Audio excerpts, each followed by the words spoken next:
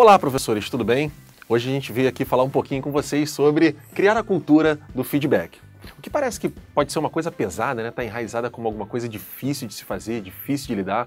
O feedback pode ser usado em casa, com os seus familiares, pode ser usado no trabalho, pode ser usado na cultura esportiva, etc, né? Mas as pessoas têm muito medo desse tal de feedback, muitas vezes até porque nem sabem de fato, Hansen, o que é essa ferramenta, o que é o tal do feedback, cara. É porque muitas vezes as pessoas recebem um feedback sem nunca ter passado por uma primeira experiência do tipo, o que é um feedback?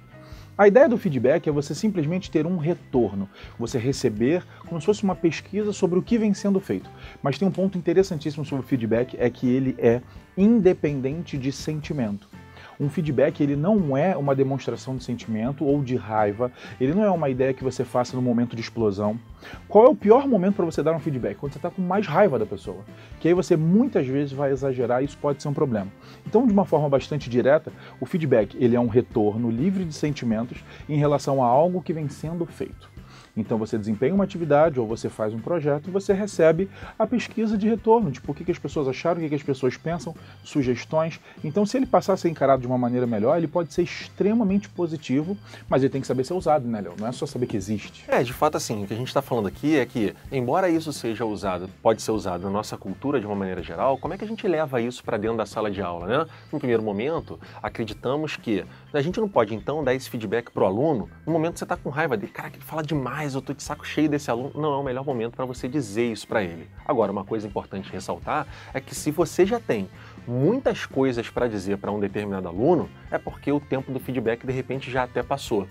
Você já era para ter chamado esse aluno há muito tempo para conversar sobre alguns pontos. Mas não adianta dizer, você conversa, você é isso, você é aquilo. Frases afirmativas ajudam. Como ele deve se posicionar daqui para frente. Eu gostaria que você prestasse mais atenção na aula, você deve fazer mais exercícios, Então o professor deve passar para o aluno aquilo que ele quer e não aquilo que ele não quer. As frases afirmativas surtem muito mais efeito do que fazer do que não deve ser feito. Certo, Hans? Até porque a gente sabe o que pensar de um comportamento ideal, mas eu quero que a gente deixe bem claro que talvez para o aluno isso não seja tão simples assim. Você imagina o seguinte, caramba, esse aluno fala muito. Aí ele fala assim, olha, eu acho que você não deve falar tanto. Talvez esse aluno entenda como eu tenho que ficar calado o resto da vida. E talvez você queira só que ele participe mais da aula.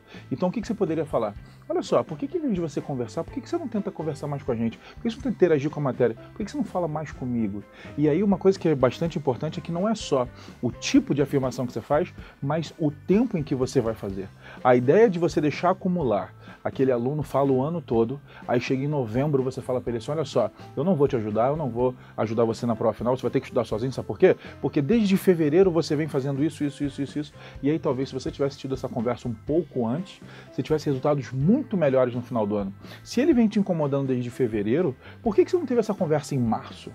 Por que você não parou ele em março e falou, cara, olha só, não sei se é assim. Não tô entendendo. Assim, por que a gente não faz assim? Vamos tentar fazer isso? Será que a gente pode fazer isso? É muito melhor do que você deixar explodir em novembro e ter uma reação, às vezes, muito maior do que deveria ter. E até porque vai vir carregado de sentimento, né? E o feedback também não é para lidar apenas com esses fatores negativos, né? Tudo bem, a gente vai falar de frases afirmativas, mas o fator é negativo. Chamar para repreender um aluno, para mostrar para ele que ele estava errado de alguma maneira. Também para o elogio. Muitas vezes a gente tem coisas boas a dizer para o aluno, né? Tem aquele evento que a gente estava conversando um pouco antes, Hansen, que era o seguinte, imagine que um aluno, você fale para ele assim, caramba, seu comportamento era ótimo até maio, e a gente está em novembro. De repente, se você tivesse dito em maio que o comportamento dele era ótimo, você teria feito com que aquela chama de participação, aquela coisa do bom aluno, aflorasse cada vez mais e ele teria ido bem até o final do ano. Então, vamos aproveitar as oportunidades para dar o feedback positivo também. O cara que nos ajuda, os alunos que estão do nosso lado, e a gente quer que sejam todos, né, ou pelo menos a grande e enorme maioria, esses alunos devem ser tratados de forma carinhosa e o feedback deve dar para eles aquela chaminha a mais, aquele desejo a mais de continuar inserido naquele grupo de professores e alunos, naquela turma. Sim, e é bom falar que quando você dá um feedback, você cria uma ponte. E uma ponte, ela perde muito se ela for uma via de mão única. A ideia não é só você dar o feedback para o aluno, mas você também receber algum tipo de feedback dele. Só que eu sei que isso pode ser uma coisa muito complicada, porque você sente que você está se expondo. Você fala assim, aluno, vai lá. A ideia que as pessoas têm é critique-me, não é isso? Acabem comigo. E na verdade não é isso. Primeiro, se você já implantou uma ideia de feedback positivo, ele também vai entender que um feedback pode ser positivo. E segundo, se você tem certa restrição de se abrir de total forma, faça o seguinte, conduza você o feedback. Comece com perguntas que não sejam muito formais, tipo, alunos, olha só, você lembra daquela aula que a gente fez um debate? Então, hoje vocês preferem que eu fale ou vocês querem participar de um debate comigo? E isso você já vai ter um feedback se a turma gosta ou não de debate. Gente, a gente fez um trabalho, mas a gente também fez uma prova. O que vocês acham que a gente deve fazer agora? Você, sem deixar os alunos perceberem, você está coletando informações valiosíssimas para a sua aula e para a relação de todo mundo. Sem dúvida. Então, pessoal, vamos criar essa cultura de feedback para que essa relação entre professores e aluno melhore sempre. Então vamos começar pedindo para você mandar mais assuntos e temas que você quer ouvir da gente. É isso aí. Dê o nosso feedback também. Pronto. Certo? Até a próxima.